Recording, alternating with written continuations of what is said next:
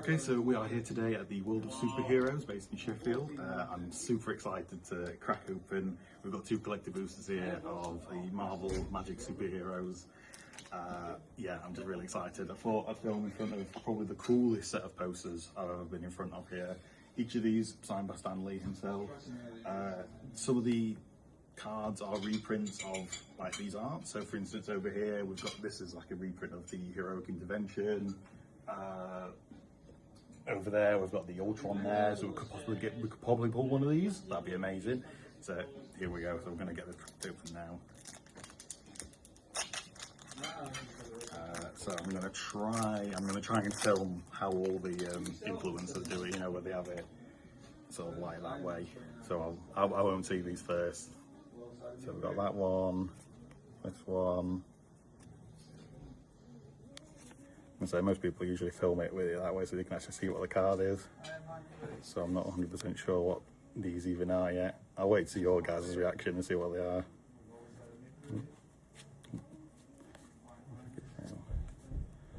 There goes, ooh, we've got Baron Strucker. There you go, so I'll have it that way. And then we've got, ooh, we've got a Full Art Swamp. And then we've got,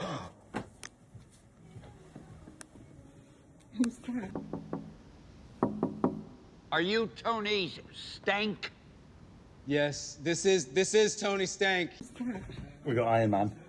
We've got Tony Stark, and then you flip him over and it's Iron Man. The Invincible Iron Man. I could finally build that commander deck.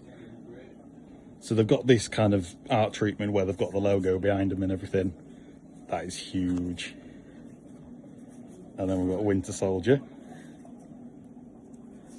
We've got Hawkeye. And then we've got, oh, Shiny Final Showdown. And then we've got the Dark Fortress. And then, yeah, and then we've got an art card of the back. That was a really good pack, that, oh my god. And then we've got Hercules. That was really good. Okay, and then we've got the second one.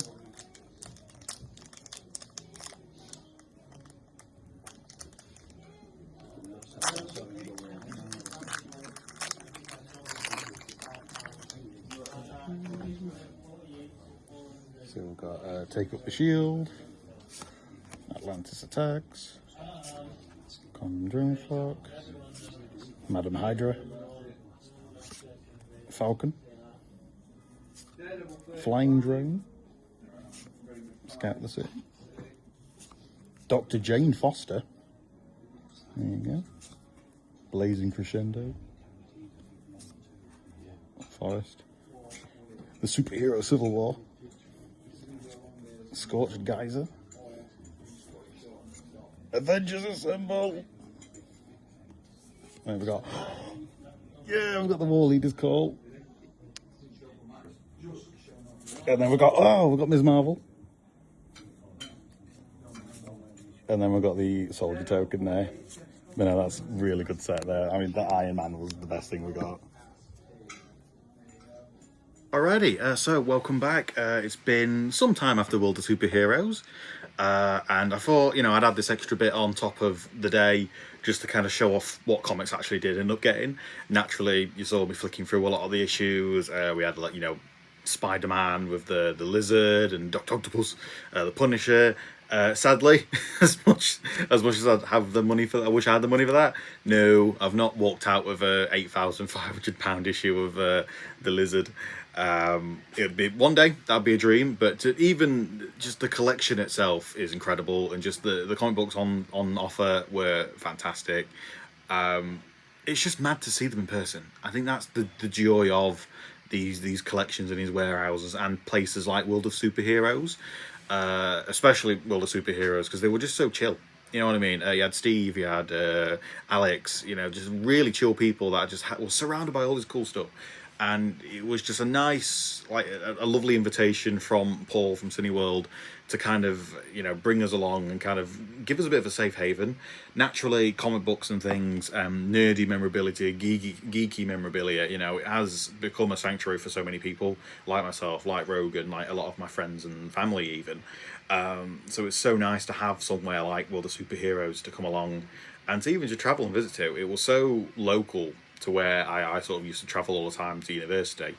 It's incredible how it's just tucked away in the middle of nowhere. So we're going to go into some comics. I've got them off screen, I think, possibly. Again, I've not. I'm talking to an inanimate camera. So here we go. So I've got them in a particular order.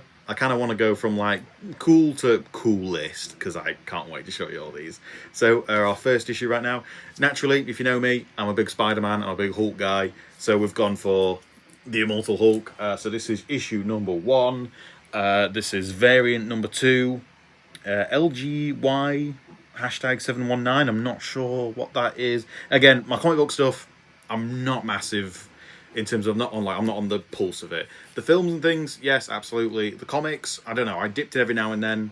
I had like graphic novel collections. I've not bought like a new issue for years. In fact, the most recent issue I got of a comic was because it was Magic the Gathering related.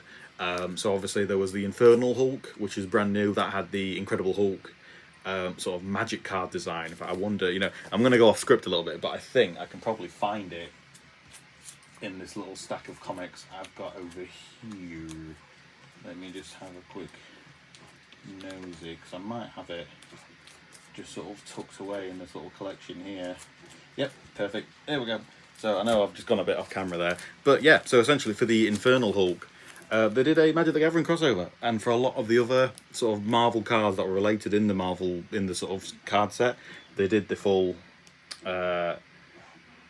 kind of, the Magic Gathering cards. I think there's like a Nick Fury, they've done like an Iron Man, all little things like that. So it was just cool to get a new comic for the first time, but it's like the Hulk. You can't beat the Hulk. you can't be the Hulk. I'm the Hulk. So anyway, back to where we were. So Immortal Hulk is one of my newest favourite kind of runs with the Hulk. It's very much the Hulk if it was like a full-blown horror gore fest, basically. Like, it's just a fantastic sort of run. I love the artwork involved, the storyline involved, the exploration into like trauma, and it's very Hulkish, but it's like Hulk as if it was like a modern day kind of elevated horror, but like with gore and superheroes. So following on from the Immortal Hulk, we then got the Marvel Masterworks. Oh, so these are really cool. This is a collection of classic Hulk sort of graphic novels. It's a sort of reproductions of the early days. So that's just really cool. So this is issues 1 to 6. Is it 1 to 6? Or is it 1 to 5? 1 to 6 of the Incredible Hulk. So obviously you've got the very first there with the grey. I'm going to then take it out the cardboard. Whoa, not the cardboard, the plastic. I'm going to show you the back. So these are the other issues. Fantastic kind of stuff. Again, I never had the chance to read the original sort of Hulk issues. So I'm just going to like sort of flick through these. I'm not sure the age of these, but I just love how they presented these, especially like the embossed kind of the gilded sort of embossment around it. It really looks like it's something from a gallery. I'm just going to flick through the front real quick and just see what a publication. Let's have a look. So this was priced at $24.95 in the US. I'm just having a look. Anything on the back? No. Or I can just smell it. You can just like when you sort of flicking through the pages, you can just really smell it. I'm just having a look. What year is this? Copyright 1989. So this could be early 90s at least. I'm just trying to like. There's no like date, I don't think. Well, let me have a look on the back of the book.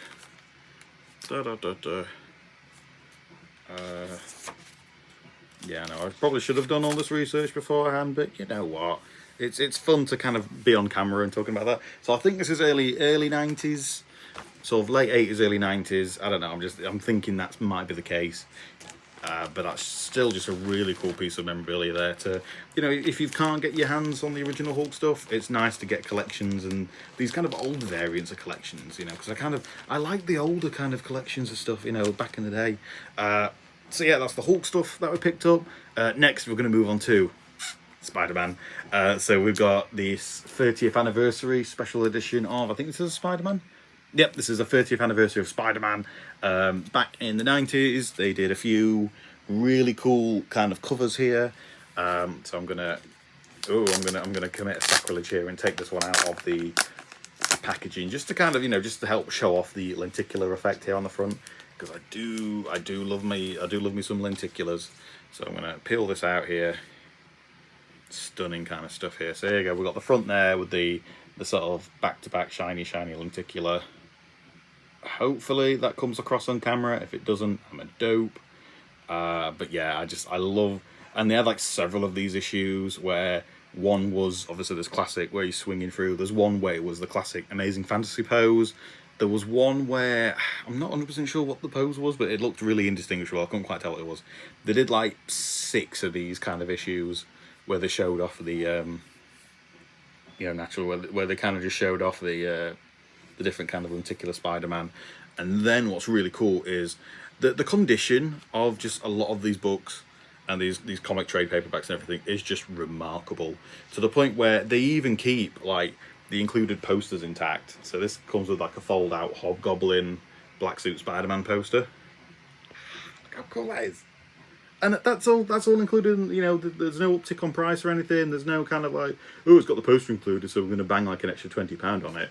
It's just, I love it. It's like literally as you would have got it back in the 90s. And I think I love that level of preservation and that level of, to keep the authentic experience of like the comic books alive and the joy that these books would often bring, and the kind of the kind of stuff that they were doing, just to kind of keep that level of just like joy, to open it, someone fresh back in 1992 opening it then would enjoy it as much as they open it brand new today in like 2026. I love that kind of as a concept, and I think that's sadly lacking in a lot of sort of things these days, in terms of, again, there's a lot of talk on like physical media, print media and things like that. People are missing out on just the joy of opening up physical kind of media. Everything's going digital now. Damn you, Sony. So then moving on, we do have another Spider-Man. So we've got obviously Spider-Man. I think this is just the self-titled Spider-Man. As you can see, it's Spider-Man versus the the Hobgoblin, but it's also Spider-Man versus Ghost Rider. Spider-Man versus Ghost Rider, but he's also versing the Hobgoblin. That's where I was just getting a lot of my tongue-tied there. Fantastic little comic, this. I spotted it. My good friend Bart, I'm going to shout out Quick Expert Reviews. He adores like Venom, Ghost Rider, Spider-Man, Punisher. Yeah, the Midnight Suns kind of element, the street level mysticism sort of stuff.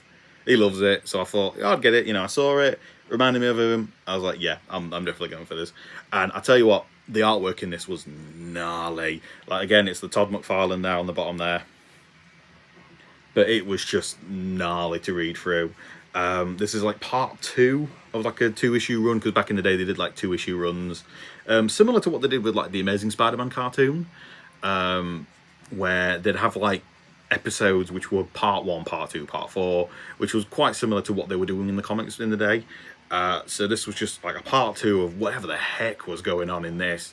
But there's like fire, there's brutal kind of stuff going on in this. And then we've also got on the back, we've got like a Punisher LJN Nintendo game advert. If you're familiar with like Angry Video Game Nerd, you're going to know LJN. But I just, what, the joy of like holding these comics in hand is just seeing like the adverts on the back and the inside, and the adverts on the inside as well. Because again, everyone knows the classic front covers of all these books and things, but you never see the back, and you never see like the adverts. You don't get like that nice little time capsule into the past, you know what I mean? That's so lovely. And then we've got this cool next one. This is cool. I spotted this and I was like, yeah, no, I'm having it. This is mine. I'm taking this. Are we ready? Yep, it's Spider-Man 2099. Like, what? And it has like a really cool like foiling design as well, like all the circuitry and everything, and the what? I mean, everyone knows, because my first sort of experience of Spider-Man 2099 was the Shattered Dimensions Spider-Man video game from Activision, and was it Beanox? I think it was Beanox. I think that did it, and then they did Edge of Time, and then they ended up doing Well, they ended up getting like drafted to Call of Duty. They got sent to the Call of Duty mines. But yeah, like Spider-Man 2099 with Miguel O'Hara, and obviously he's super famous now for the Across the Spider-Verse. It's a canon event, but this is so cool to like actually get it in person, and it's so well looked after. You know, it's so nice. And you know, I'm gonna flick through a couple of pages of it because I don't know. I wonder how many people have genuinely read like the Spider-Man 2099 stuff. I have a feeling the Across the Spider-Verse people haven't quite read, because his characterization in that is really odd. Just considering what they've kind of made him do, and they've made him out to be a villain. I mean, a villain that's not like horrendously wrong, kind of, you know, because you know you do have to keep the timeline stable and but it's a role that maybe could have gone to like maybe Superior Spider-Man. You know, that'd have been kind of cool to see, because we've not had anything from Doctor Octopus like forever. You know, we had like Lady Octopus in you know, people call them what was it? What was it? What did they call her? Liv. That's it. They called her Liv in Across the Spider-Verse or something, like Into the Spider-Verse. That I read. And we're like, oh, my friends call me Liv. Yeah, she just disappears. Spoilers, by the way. But like, she just sort of disappears in like after the first film. It would have been really cool to have like a Superior Spider-Man turn up, take charge of the whole Spider Society and everything, and then be the proto good guy, bad guy. But no, they made it Miguel. And I guess the only reason they've done that is just because, again, the whole he can time travel and you can hop between whatever. But like, it's not a time travel thing. It's a multi-dimensional. So I'm just going to sort of flick through the different pages and stuff here. But like, it's not a time travel thing. It's a dimension hopping thing. So I feel like they still could have worked having like, you know, like Superior. I just love Superior Spider-Man. But like, I don't know. I just feel like they could have like worked around that and had like, because then you could have been like you could have had the audience guessing, and the ambiguous nature of like, is this Spider-Man good, is this Spider-Man bad, just because he's got like, because they've got the mind of Dr. Octopus and the Spider-Man body, you know, is that good, is that bad? But no, they've done it to like Miguel O'Hara, who is like genuinely a good guy, other than maybe the whole spider vampire thing, and he's a bit moody and depressed. But you know, welcome to the 90s. You know, it's just very odd. But yeah, I'm gonna flick through maybe the next few pages. But yeah, I don't know. It's just such a cool thing to genuinely have like this in hand. You know, I'm gonna show you like another advert as well over here. Yeah, I don't know. This is so cool to have, and it's cool to be able to get to experience just a lot of the whatever's going on in terms of like the comics, you know, because you hear about all these people, you know, the Spider-Man 2099, the Maximum Carnage, all these cool arcs, and then there's barely places to go to read said thing other than going onto an online summary or looking at a YouTube video. Places like World of Superheroes are so important because they keep like as well as, you know, obviously they're a business, they're buying, they're selling. It's still like an archive of sorts. It's still places that are looking after these books and these papers and stuff like that. You know what I mean? Like it's nice to have like a repository, you know, somewhere where these things are being kept safe and that they are existing for future generations to pass down, and to have these stories and these adventures still exist. And I think that really means a lot, especially in the era where physical media preservation is just so lacking and so shocking. And then finally, our last two sort of books. This is a huge one. So I spotted this on the eBay site. So they do have an eBay. I will link in the description below and everything. They do eBay live auctions. They're just a really cool sort of gang. But I spotted this as a Magic the Gathering fan, as an Avengers fan. I had to get this. So I'm going to also do like a side-by-side of this. But we got the comic. We got the Mighty Avengers comic. So this is obviously issue. I'm not 100% sure what issue this is. I'm really sorry. I've not had a chance to like open it up and read through it or anything. I want to be really careful, obviously, when opening this one up, because this is on the very same vein as the sort of, you know, the Spider-Man one that I picked up a while ago. I did a video on that with the Spider-Man Day sort of comic unboxing. I think I've got it over here, actually. Where is it? It's hiding over here somewhere. Because I'll probably show that again, because I don't know how many people actually saw that video. You know, I'm always happy.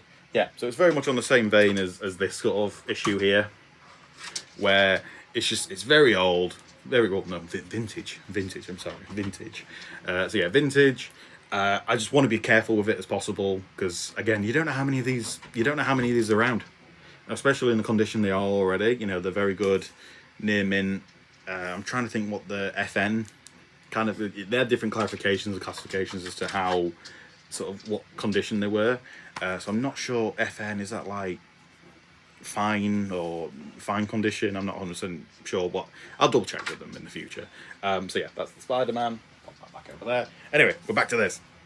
This is so cool to get. I mean, this is one of the classic sort of covers that you always see. You know what I mean? That you've always got to see online, and they even did like the Magic the Gathering kind of Ultron card with the you know, Die Avengers, and it had like the different text to kind of tell you what it did. But I think it was quite controversial what they did with the Magic card, because it covered a lot of the artwork by having to add a lot of the complicated text that that naturally the Magic card did. Hey there, Mum, how are you doing? Come on in. So yeah, naturally, you know, even I've got my own double life. But yeah, so I don't know, it's just cool to get this in person. I will give it a read at some point. I just need to do it with a very, very nice sort of like pair of cotton gloves or something, because this needs treating with a lot of respect and love and care. So I'm going to pop that down. And then finally, I couldn't walk away getting the Mighty Avengers comic without getting another Marvel Masterworks book. So again, I spotted this. It's the first 10 issues of the Avengers.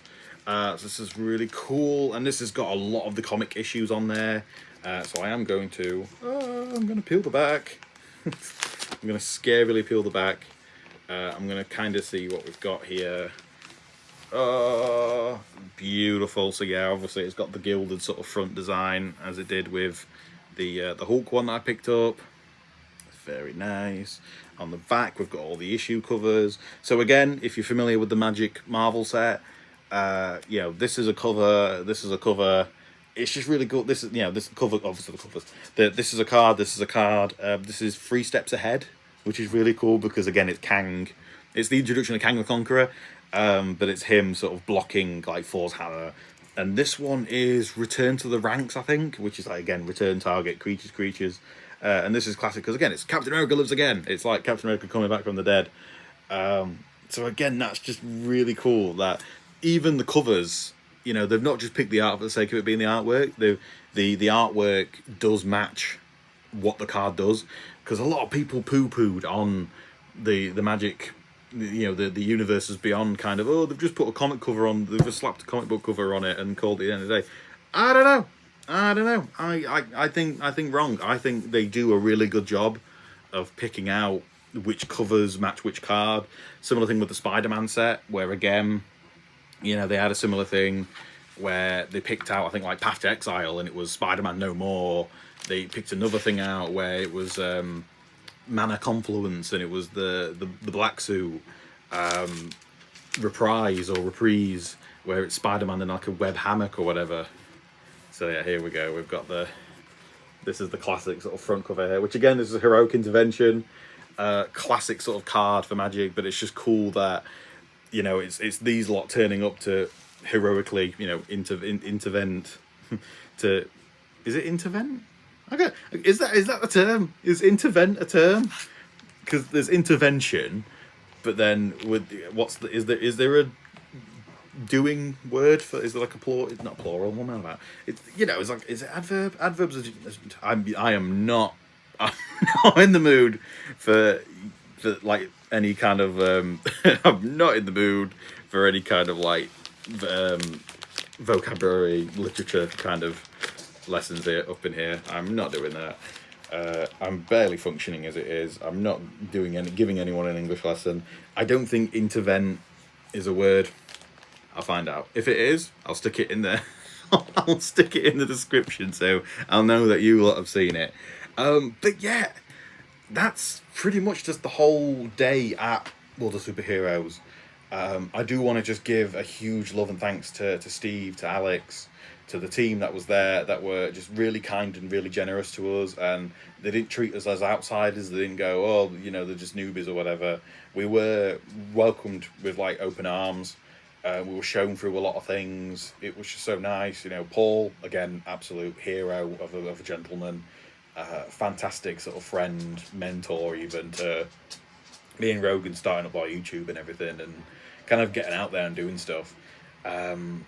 Yeah, God, to just have been there in the hands of these amazing sort of issues and these comics and this comic history. You know, these aren't even like the big issues, but to be able to have held, you know, Amazing Fantasy issue 1, Spider-Man issue 3, where he fights Doctor Octopus for the first time, it's, man, you just can't comprehend it. You just can't. And the people out there that poo-poo, oh, it's just nerd, oh, it's just geeky stuff. Get out of here. You know what I mean? It'd be like showing a Christian the first issue of the first printing of the Bible. You know what I mean? This stuff means something to people. This means something to me. This is what it's all about. That's why it's the go. It's the go. You know, like that's what it is. That's what it's all about. You know, this stuff means something to me, man. So yeah, I don't know what enough said is what Stan would say. Bless him, you know, bless his poor heart. And I can only hope to keep going to World of Superheroes, to keep finding more of these lovely, sort of marvelous issues and comics. Yeah, and I hope again you guys tune into more of this stuff. I am hoping to branch off more from Doctor Who. Naturally, again, you can see from the rebranding, you can see from the kind of stuff I'm trying to do. I just want to get myself more out there. I'm also trying to be more confident in just chatting to you guys, frankly, at the end of the day. As you can tell, I've really like done quite well just rambling with what the heck I've been on about. But yeah, again, you know, thank you all so much for watching. Please like, subscribe. Please check out World of Superheroes on their Instagram, I believe they're on Twitter. I think they're on Facebook as well, especially eBay as well. They do great stuff where I think it's every like Wednesday they do their sort of superhero live, where they're on eBay, they're selling off issues. They do requests, so if you're looking for a particular issue in your backlog, get them. You know, get on that site, ask for it. You know, there's people there that have asked for like a Hulk issue 200 and whatever, and they'll be like, oh, we got that. There'll be people asking for the most obscure kind of comics, and they'd flick through. They don't just do comic, you know, like superheroes. They do like, again, horror, detective, any kind of fiction. Rogan went in and got a load of horror stuff, and Family Guy, graphic novels and things like that. They cater to a lot of people, and I think they deserve a lot more attention, a lot more love sort of sent their way. But yeah, I'm hoping this video is a great start towards that. So yeah, hope you've enjoyed. Like and subscribe. Excelsior.